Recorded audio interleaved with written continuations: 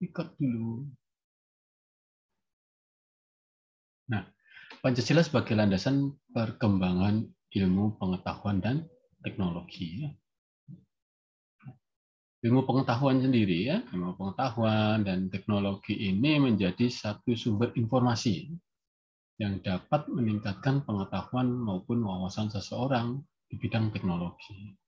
Jadi kalau kita punya pengetahuan ya terkait teknologi terbarukan, kemudian bagaimana cara memanfaatkannya, maka kita punya pengetahuan untuk mengoperasikannya. Ya, ini penting. Jadi perlu diingat bahwa manusia itu menciptakan teknologi untuk mampu mengendalikan, ya penting ya. Jangan sampai nanti teknologi kita ciptakan, ya kita itu manusia gitu ya, kita ciptakan tetapi kita tidak mampu mengendalikannya, sehingga teknologi ini berjalan secara liar, ya, berjalan serampangan, dan maka perlu diingat bahwa teknologi ini kan karya cipta manusia. Maka manusia berhak dan wajib, gitu ya, berhak dan wajib untuk mengendalikan teknologi. Jangan sampai justru manusia yang dikendalikan gitu ya, triple A ya, Adisti, Anita, Alia gitu. Jangan sampai manusia dikendalikan oleh teknologi sendiri. Ini terbalik nanti. Ya, kehadiran ilmu pengetahuan dan teknologi memang bisa mempengaruhi dalam hal positif ya. Bisa juga ada yang negatif ya. Jadi kehadiran teknologi ini bisa memberikan dampak positif. Tetapi di balik itu ada hal-hal negatif yang muncul. Kenapa hal negatif ini muncul? Karena tadi ya, kita tidak mampu mengendalikan teknologi dengan benar. Kalau teknologi ini kita kendalikan dengan benar ya, tidak akan ada istilah dampak negatif dari teknologi. Sehingga dalam pengembangannya dibutuhkan suatu landasan. Kita perlu pedoman supaya ya, manusia ini mampu menanggulangi, ya, manusia itu mampu menghindari ya, adanya dampak-dampak negatif. Ya. Dampak negatif dari mana? Ya dampak negatif dari penggunaan ilmu pengetahuan dan teknologi. Maka butuh pedoman, ya, butuh landasan. Tidak bisa kita hanya serampangan gitu. Oh ini ada teknologi baru, ini keren gitu, kita gunakan, kita pakai, itu tidak bisa. Ya. Maka butuh landasan atau pedoman ya untuk bisa mengoperasikan ilmu pengetahuan dan teknologi, gitu ya. Ada istilah ini ya.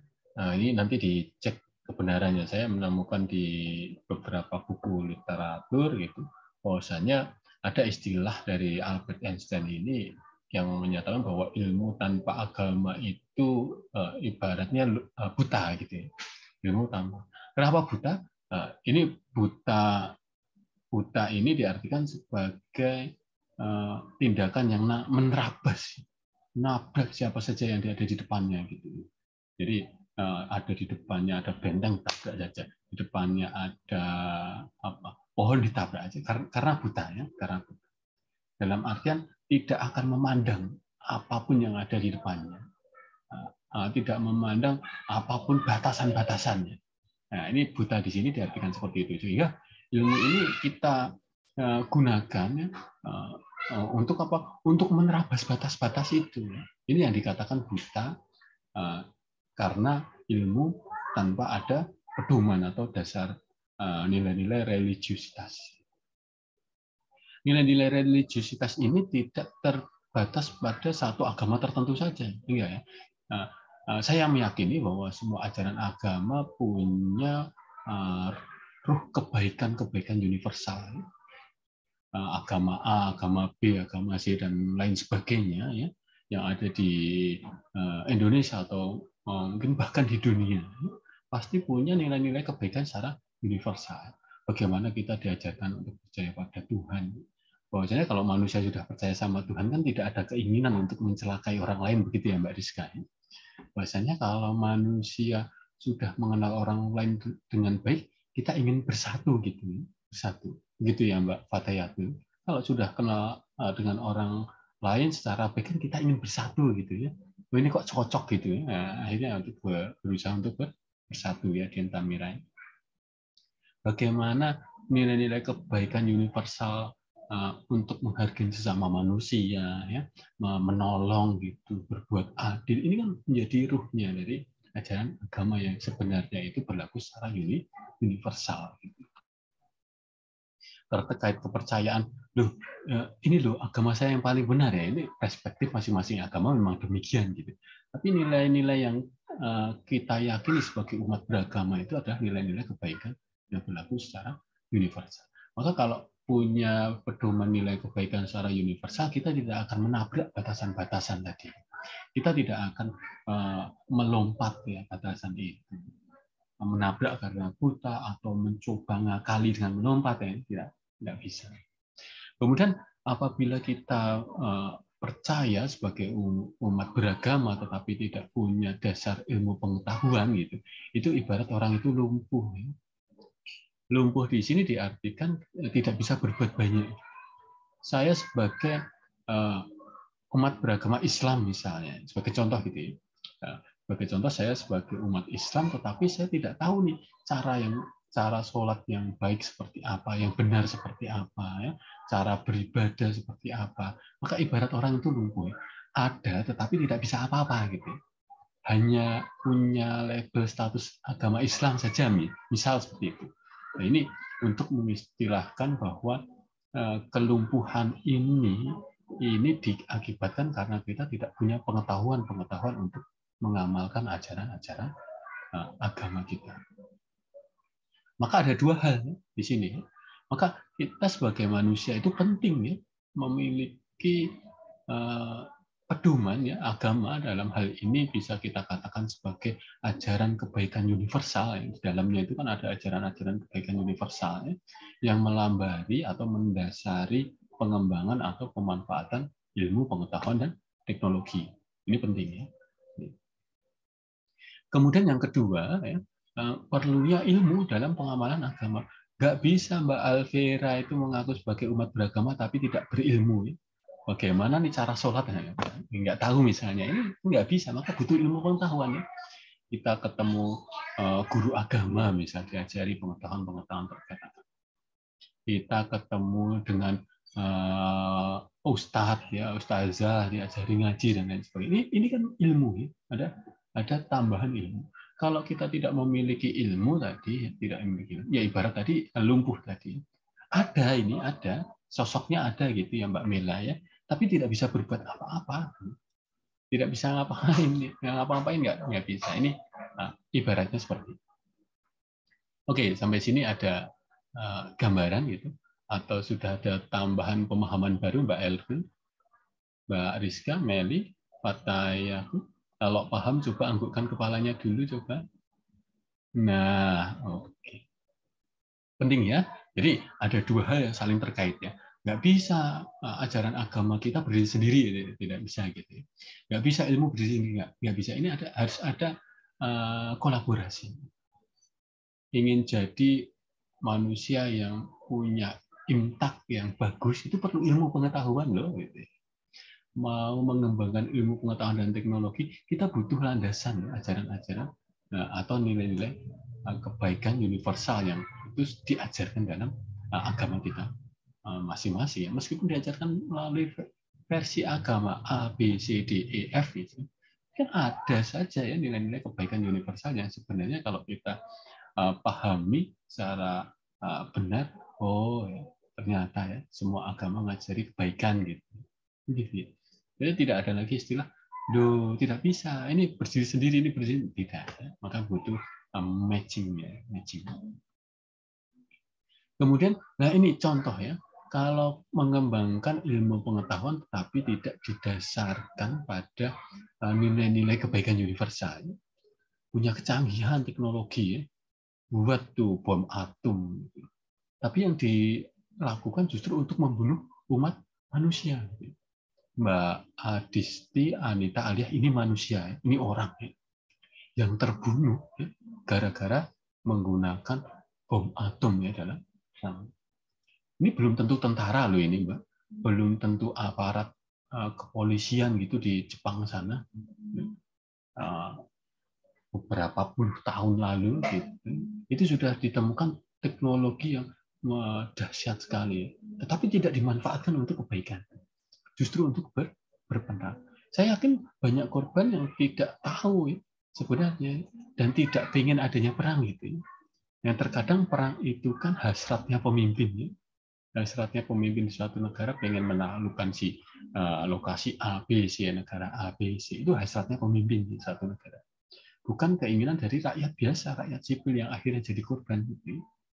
Saya yakin kok ini saudara-saudara kita di Jepang waktu itu yang meninggal karena bom atom itu sebenarnya juga nggak pengen perang gitu kan, yang mau perang itu bisa hasrat pemerintahannya, bisa Amerika juga gitu ya, nggak pengen perang itu kan karena hasrat pemimpinnya ya, ingin menaklukkan sih, atau harga diri suatu negara yang sebenarnya bisa diselesaikan ya, bisa diselesaikan dengan cara-cara diplomasi.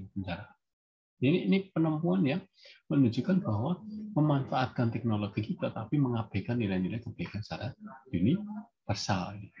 Ini contohnya ya, contoh. Waktu itu ada bom atom di Hiroshima dan satu lagi kota mana itu Mbak Rizka?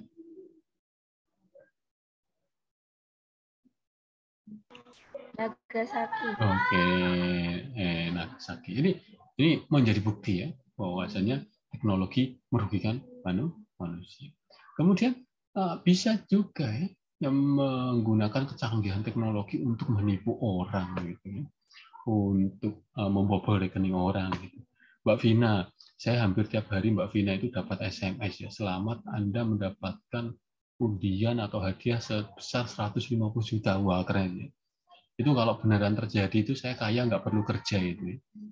Ini satu hari ada SMS 150 juta ya, besok 150 juta, kaya sekali saya. Nah, tapi ini penipuan, ini bohong yang berupaya memanfaatkan kelemahan-kelemahan psikologis manusia. Psikologis manusia itu kan terkadang pengen punya banyak, tapi usahanya kecil ya. Pengen punya ABC tapi kemampuannya hanya mampu A saja. Ini psikologis manusia. Jadi memanfaatkan itu. Bila orang yang sudah panik itu, 150 juta, senang sekali. Tapi ternyata penipuan. Ada juga misal, saya ada cerita dari adik saya, itu ada temannya baru tiduran gitu. Kemudian ditelepon, katanya butuh ini dan ngikut saja ya. Uang di rekeningnya 4 juta itu ditransfer itu, habis. Setelah habis baru sadar ya. Kemudian telepon adik saya, ini gimana kok saya tadi transfer gini, akhirnya baru sadar. Ternyata ini penipuan. Oke, masih banyak contoh lain ya. Misalnya ada undian atau apapun itu ya. Judi online misalnya, itu bisa menjadi contoh bahwa teknologi itu tidak dimanfaatkan dengan baik. Nih, dari gambar ini Mbak Fatayatul, Erli, Dintamira, Mbak Meli menangkap pesan apa nih dari gambar ini? Oke, silakan. Silakan dari Mbak Fatayatul dulu. Dari gambar ini apa yang kalian tangkap? Oke. Kalian bisa mendeskripsikan apa dari gambar ini? Silakan. Individualis, tidak peduli dengan lingkungannya. Oke. Erli, apa Erli? Itu kurang komunikasi dengan teman. Terus kecanduan gadget. Oke, kurang komunikasi ya, Pak. Tidak peduli, kurang komunikasi. Jauh, Pak. Yang dekat jadi jauh. Oke, bagus. Siapa ini tadi ini? Ya. Aziza, Pak. Aziza. Kalau Adisti apa Adisti?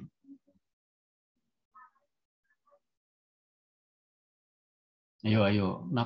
Kenapa panik? Ayo, Adisti apa? Iya, geser dulu kameranya.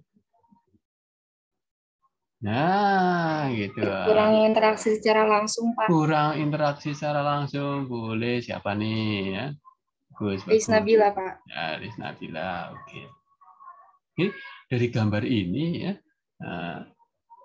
kita bisa tahu ya, ternyata teman-teman sudah ngerti ya. Baru saya tunjukin satu gambar nih. Saya tunjukin satu gambar, kalian bisa menafsirkan ternyata yang dekat itu jadi terasa jauh karena tidak peduli dengan lingkungannya. karena merasa asik dengan dunianya sendiri, padahal sedang beramai-ramai, tidak sendiri. Mengabaikan orang di sekitar kita. Oke ya. Kemudian kecanduan misalnya. Benar ya, semua deskripsi yang teman-teman sampaikan itu benar. Jadi gambar ini kita bisa ketahui ya, kita bisa melihat bahwasanya teknologi ini bisa menjauhkan orang yang ada di dekat kita.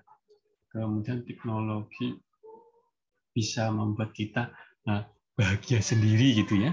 Nah, ini kan tersenyum sendiri tapi tidak melihat temannya ya, lihatnya ke sini gitu. Ini juga gitu, ini tersenyum sendiri lihatnya ke sini ini juga gitu. Padahal sebenarnya ya Mbak Isnabilah ya, Pak Tayatul, ya Rizka, teknologi nggak bisa menggantikan interaksi sosial. Tidak bisa menggantikan interaksi sosial secara nyata, secara real. Jadi tidak bisa menggantikan interaksi personal. Ya, jadi sebenarnya teknologi itu melengkapi, mempermudah, tapi tidak menggantikan. Ya. Tidak bisa menggantikan. Misal gini ya, kita kuliah biasa tatap muka nih. Tiba-tiba ada pandemi, kemudian kita kuliah di daring semua. Apakah kita juga merasa ya udah kuliah itu daring terus gitu? Kan tidak ya. Kita tetap butuh interaksi secara personal ya, secara sosial dan lain sebagainya. Jadi ini tidak menggantikan ya, tapi hanya sebagai pelengkap ya, antisipasi, sebagai pendukung saja ya. Dan nanti sudah memungkinkan situasinya itu perlu interaksi secara langsung. Ya, ini teknologi, ini dampak negatif. Biasanya kita tidak menghiraukan orang di sekitar kita. Saya sering melihat itu Mbak Rizka, ya, Mbak Bella, ya, di restoran gitu datang berdua, laki perempuan, kemudian pesan makanan, duduk berhadapan-hadapan, tetapi tidak ada interaksi ya, hanya diem-dieman gitu. Pernah lihat gitu nggak Mbak Wis? Ya? Pernah lihat gitu nggak? Jadi datang ke resto ini berdua, setelah sampai gitu, sering Pak. Sering ya, duduk berhadapan, kemudian mereka asik dengan gadgetnya sendiri-sendiri gitu. Si perempuan itu asik dengan gadget, si laki asik dengan gadget gitu. Pesan makanan datang, tidak berinteraksi makan bareng atau apa, tidak saling menatap gitu ya Mbak. Tapi asik dengan update statusnya. Wah, makanan datang guys gitu. Makan dulu guys misalnya. Enak guys, apalagi dan lain sebagainya. Ini kan unik gitu ya Mbak Is ya, Mbak Bella. Kalau memang tidak ada interaksi di antara mereka berdua, sepertinya saran saya mending dibeli dibungkus gitu ya Mbak Is ya, Mbak Bella ya, dibungkus makan di kos masing-masing, kemudian nanti sambil video callan gitu nggak apa-apa. Nah ini makananku enak loh ya. Oke ya, pernah ya Mbak Is Nabila lihat. Ini kan unik ya. Pernah nggak Mbak Fatayatul dulu pas sekolah gitu kumpul sama teman-teman tapi pada asik dengan handphonenya masing-masing gitu. Mestinya acara reuni nih senang-senang gitu malah asik dengan handphonenya masing-masing. Mbak Rizka ya, mestinya reuni kumpul-kumpul keluarga gitu di hari Lebaran malah asik tiktokan gitu. Nah ini kan malah interaksinya jadi berkurang. Ini jangan sampai terjadi ya pada. Saya senang loh lihat Mbak Bella, Mbak Wisnabilah gitu bisa berinteraksi secara dekat gitu ya. Nah, berbeda kalau sudah dekat gitu tapi malah asik dengan dunianya masing-masing ini. Oke ya. Kemudian kita lihat gambar berikutnya. Oh sudah habis ya. Gambar berikutnya sudah habis. Oke ya. Kita ke slide berikutnya. Nah, kita akan pelajari ini, Mbak.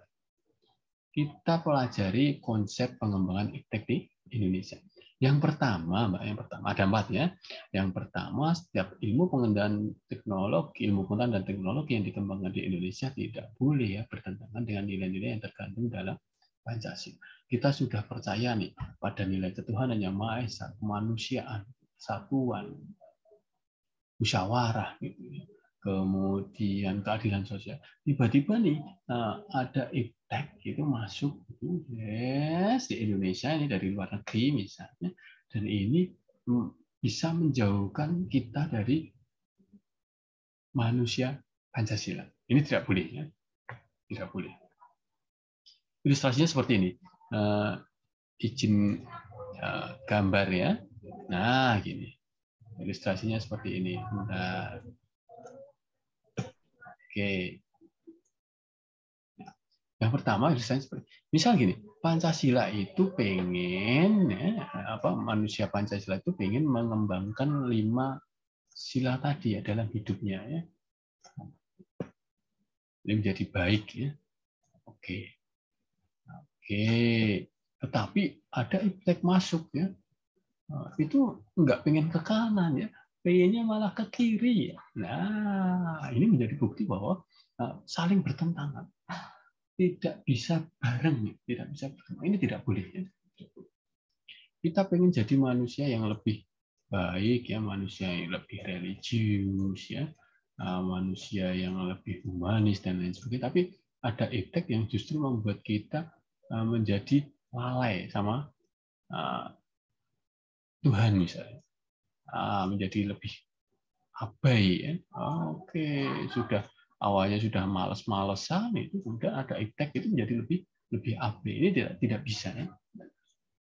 Misal kita sudah percaya bahwa manusia itu harus kita lindungi, tapi ada kemajuan teknologi, ada senjata pemusnah massal misalnya. Nah, ini jelas tidak bisa, ya. Tidak bisa ada di Indonesia. Kemudian yang kedua, bahwa iptek itu dikembangkan di Indonesia harus menyertakan nilai-nilai Pancasila, ya. Jadi ini saling berkembang. Ini sebagai ruhnya, ya, Pancasila ini sebagai ruhnya, ya. Ruhnya ada di sini, ya. Nah, kemudian iptek yang berkembang itu, ya, harus didasarkan pada ruh Pancasila. Jadi seandainya iptek mau ke sini, ya, mau berkembang ke sini, mau berkembang ke sini misalnya, ya, itu nggak apa-apa karena sudah ada batasannya, ya. Nah, ada batasan. Jadi berkembang, ya, berkembang sebagai core-nya, sebagai intinya. Oke, ada gadget gitu, ada gadget. Dan Pancasila ingin kita ingin jadi manusia Pancasila yang lebih religius. Oke, di gadget kita kembangkan aplikasi kitab digital misalnya. Itu kan membuat kita lebih religius gitu, ya, Mbak Isi. Dulu kita ngaji baca versi cetak gitu, sekarang ngaji versi digital. Ini menunjukkan bahwa pengembangan iptek itu tetap menyertakan nilai-nilai ketuhanan. Pengembangan iptek tetap menyertakan nilai-nilai kemanusiaan. Pengembangan iptek tetap membuat kita bersatu. Ya, ini menjadi core, bahwa intinya adalah nilai Pancasila ini ingin dikemas, ya, ingin dikembangkan menggunakan ilmu pengetahuan dan teknologi, gitu, ya. Dulu kita mau tahu ini sudah masuk waktu sholat zuhur, asar atau maghrib belum. Nah, sekarang adanya iptek, ya, kita lebih dimudahkan gitu untuk tahu waktu sholat, ya. Nah, ini sudah buka puasa atau belum juga. Ini adanya iptek, sehingga menunjukkan iptek itu bisa, ya, menjadi sarana mewujudkan manusia yang Pancasila, manusia yang hidupnya lebih religius, humanis, dan seterusnya. Itu yang kedua, ya, konsepnya kedua. Kemudian yang ketiga, bahwa nilai Pancasila itu mestinya dijadikan rambu, ya. Tahu, ya, rambu, ya. Kalau saya ngomong rambu itu apa yang ada dalam bayangannya Mbak Erli? Apa, Erli? Kalau saya ngomong rambu itu apa yang ada dalam bayangan? Aturan. Aturan, oke. Seperti apa gitu yang paling mudah untuk mengilustrasikan rambu gitu? Rambu-rambu apa, ya? Boleh. Lalu lintas, ya, lampu merah. Oke, boleh. Yuk kita ilustrasikan dengan gambar rambu-rambu lalu lintas. Ya, saya nyanyi, ya, lagunya anak saya gitu. Merah, kuning, hijau, merah, kuning, hijau. Lampu merah berhenti, lampu kuning apa lampu kuning? Hati-hati ya. Kalau hati ya, kalau hijau apa? Jalan lagi ya. Oke, gambarnya jelek nggak apa-apa ya. Ya, ini ibarat rambu lalu lintas ini. Kasih warna nggak biar jelas? Boleh lah, kasih gitu ya. Ini warnanya ini merah ya, kita belajar menggambar. Kemudian kuning nih, ya kuning. Sudah nampak kuningnya belum? Nah, oke. Yang bawah apa yang bawah? Hijau ya? Oke. Oke. Ini rambu-rambu lalu lintas. Jadi kita ilustrasikan seperti ini ya, bahwa Pancasila akan menjadi rambu. Di sini ini rambu Pancasila ya, rambu P ya, Pancasila ya. Oke. Jadi kalau ada iptek ya, iptek, semua iptek yang ada di Indonesia ya, kita cek menggunakan rambu ini. Kita cek menggunakan tidak kaki itu yang produktif itu asik itu efeknya.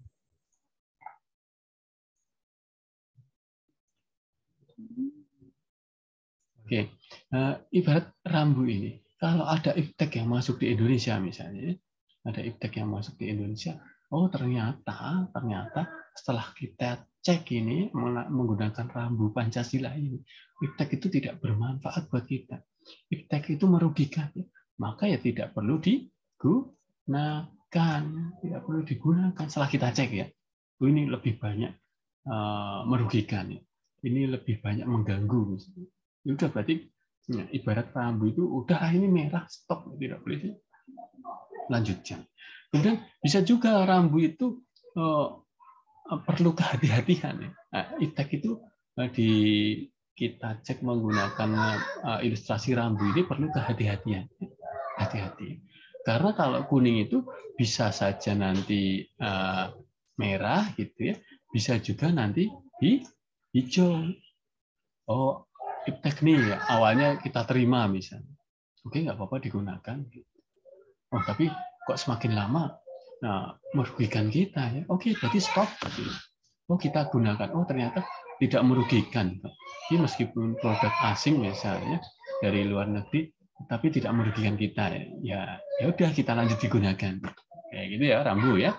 Nah, ada juga misal iptek itu berkembang ternyata dari awal terbentuknya memang sudah benar-benar menyertakan nilai-nilai Pancasila gitu. Maka ya udahlah kita gunakan saja. Ya ilustrasinya kita centang itu ya. Udahlah kita gunakan saja ya. Kalau yang merah tadi ya udah stop ya. Jangan sekali-kali digunakan, itu jelas tidak sesuai dengan culture orang Indonesia. Ini sudah tidak sesuai nih dengan nilai-nilai ketuhanan, kemanusiaan atau apapun itu ya. Bisa juga kalau hijau ya kita gunakan. Itu ya. Oke, gitu ya. Sampai sini ada pertanyaan dulu. Ini ilustrasi rambu ya. Ilustrasi rambu, mudah-mudahan ilustrasi rambu karena tadi ada yang menyebut rambu lalu lintas oke ya. Nah, oke kita gunakan ini rambu lalu lintas sebagai ilustrasi. Kemudian yang keempat ya, konsep yang keempat bahwa iptek ya, ilmu pengetahuan dan teknologi gitu yang berkembang di Indonesia itu mestinya ya, bisa saling berkolaborasi dengan budaya nasional, bisa berkolaborasi untuk mempromosikan, untuk melestarikan, untuk merawat ya kearifan lokal, untuk merawat budaya nasional, sehingga ada istilah integrasi atau mempribumikan ilmu. Jadi ilmu pengetahuan ya tetap ada nuansa budayanya, itu jangan sampai hilang. Misal gini ya, antara iptek ya dengan budaya ini saling berkolaborasi, saling berkolaborasi. Iptek ya jadi wadahnya untuk promosi budaya, budaya bisa didukung dengan kemajuan iptek ya. Misal ada pertunjukan seni tari misalnya, dikemas dengan aransemen yang musik yang keren gitu, kemudian lightingnya atau pencahayaannya ataupun setting latarnya gitu. Jadi menggunakan kemajuan iptek itu lebih menarik ya. Bisa juga ya, bisa juga iptek ini untuk mempromosikan ya, bisa permainan tradisional ya. Ada permainan tradisional apa itu dakon misalnya. Bagaimana dikemas menggunakan iptek ya supaya dikenal oleh anak muda yang lebih senang dengan gadget.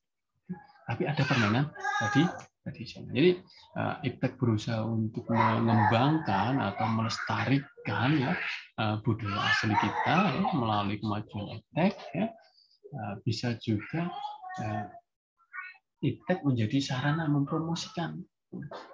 Oh, tari tradisional nih ya, diupload di YouTube ya, dipromosikan ya. Anak-anak kita, anak cucu kita pengen tahu tari tradisional dari daerah apa, oh bisa lihat dari YouTube. Nah, ini tandanya ada ya kolaborasi. Bahwasanya iptek di wadah iptek itu menjadi sarana untuk mempromosikan budaya ya. Sarana untuk mempromosikan. Jadi saling berkolaborasi. Bisa loh menciptakan robot menari misalnya. Jadi ini iptek tapi tetap mengemas nuansa kebudayaan misalnya. Jadi ini bagus banget ya. Kalau bisa dipertahankan, dikembangkan akan sangat. Oke, kawan-kawan mahasiswa, itu paparan dari saya. Kalau ada pertanyaan silakan. Bagaimana? Lanjut? Oke, lanjut ya.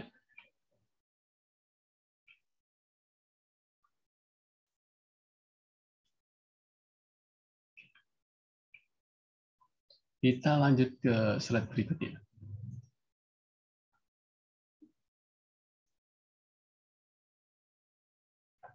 Kalau saya punya pertanyaan ke Mbak Rizka, ada nggak contoh orang menyalahgunakan iptek? Kasih contoh, Mbak Rizka.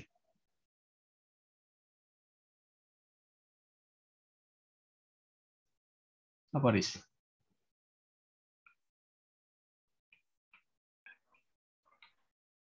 Seperti yang tadi, Pak, kayak pembobolan rekening, terus habis itu, apa namanya, kayak yang SMS tadi tuh, Pak. Oh iya, oke, oke. Kalau Meli ada contoh nggak, Meli? Seperti judi online, Pak. Oke, judi online gitu ya.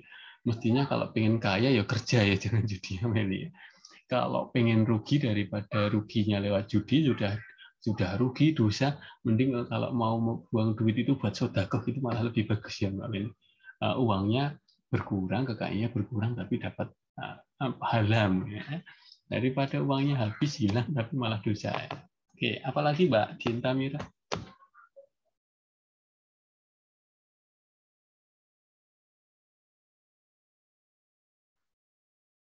Apa contohnya? Saya Pak. Ya ya apa? Yang menyebarkan film dewasa. Oke, film dewasa berarti boleh ya kalau dewasa yang nonton gitu. Gimana? Nggak boleh, Pak. Oke. Yang film yang semestinya tidak dikonsumsi secara publik ya. Ya, itu aktivitas pribadi personal yang tidak perlu dikonsumsi secara publik. Ini menjadi contoh ya. Penyimpangan ya, penyalahgunaan iptek ya Mbak Cinta Mira ya. Dan terkadang malah dikonsumsi oleh anak-anak ya Mbak Cinta Mira ya. Oke. Kalau Mbak Vina apa Mbak Vina? Ada contoh apa? Menyebarkan berita hoax gitu, Pak. Menyebarkan berita hoax ya. Kuliah libur 1 semester gitu. Wah, hoax ya. Kalian teman-temannya sudah senang ya. Tidak ada tugas selama 1 semester. Wah, hoax itu ya. Kuliah kok tidak ada tugas. Ini gimana ceritanya? Oke, ada contoh lagi ya, triple A. Mana triple A? Oke, saya cari dulu ini keberadaan triple A ini tadi kemana ini? Yuk, menghilang. Pak, ada lagi yang kayak berkomentar kurang bagus, kurang merugikan gitu. Oke, komentarnya merugikan ya, menghasut, menghujat, ya. Menghujat ya. Arahnya itu ke fitnah gitu ya, Mbak Isna bilang. Ya, mestinya ya kalau kasih kritik itu saran gitu ya. Jangan langsung serta-merta dasar gendut gitu, dasar kurus ya. Ini apa ya? Bully ya, mungkin masuk bully ya. Ya mestinya ya, ayolah kalau pengen diet yuk bareng-bareng yuk, saya juga mau diet nih, ada resep seperti ini loh ya, gitu mah nggak apa-apa.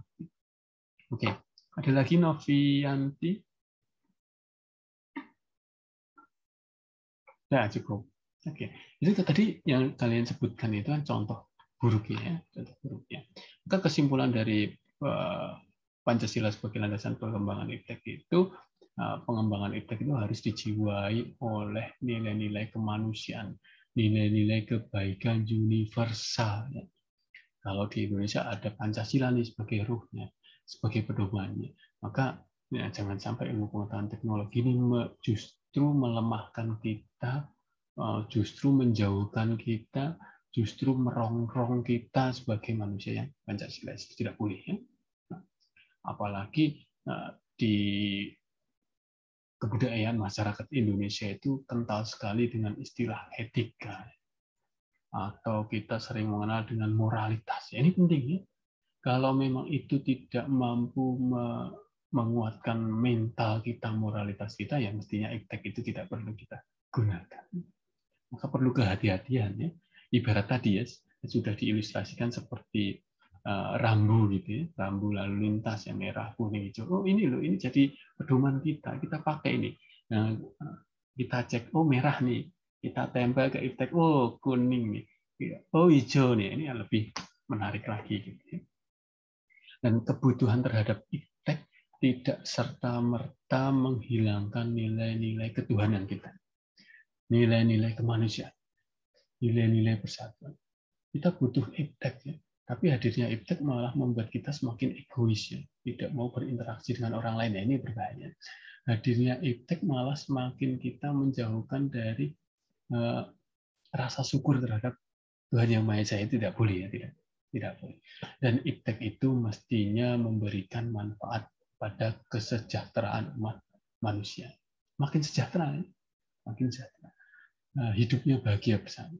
Ada bencana misal di lokasi A, itu jadi tugas kita bersama dan kita harus berkontribusi bersama.